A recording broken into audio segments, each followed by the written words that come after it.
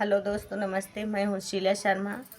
आज एक चटकदार नाच गीत आप लोगों को सुनाऊंगी। दोस्तों, आप लोग उसे फुल आवाज़ करके दोस्तों सुनना। आप सबको अच्छा लगे तो लाइक शेयर सब्सक्राइब जब कमेंट ज़रूर करना दोस्तों। आइए हमारी आवाज़ में सुनिए। आवाज़ तो सही नहीं चल रही है, लेकिन सुनिए। मोर नदिया हो बागिया में फूलवा का चनार, मोर नदिया हो बागिया में फूलवा का चनार।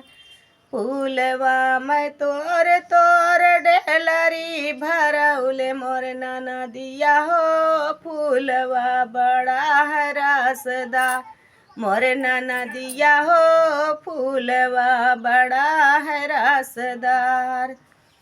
फूलवा मैं तोर तोर डेलरी भरौले, मोर नदिया हो फूलवा बड़ा है रसदार, मोर नदिया हो फूलवा बड़ा है रसदार।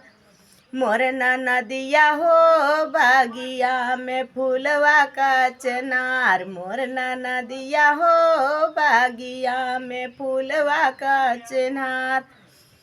फूलवा के रास से मैं चुनरी रंगौले, फूलवा के रास से मैं चुनरी रंगौले, मोर नदिया हो चुनरी भइल चटकदार, मोर नदिया हो चुनरी भइल चटकदार।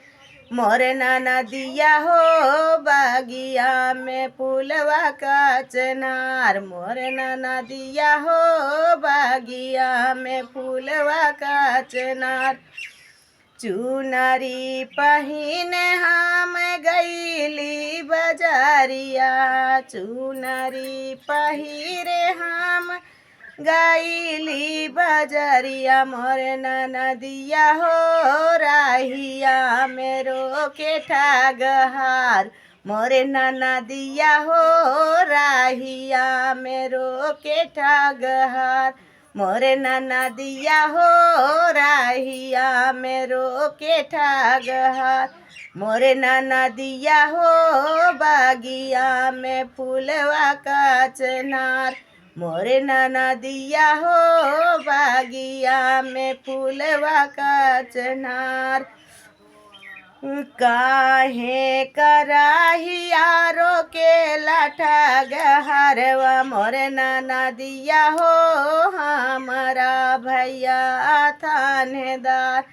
काहे कराहिया रोके लाठा गहरवा, मोर नदिया हो हमारा भैया थानेदार, मोर नदिया हो हमारा बीरान थानेदार। मोर नदिया हो बागिया में फूलवा का चनार, मोर नदिया हो बागिया में फूलवा का चनार।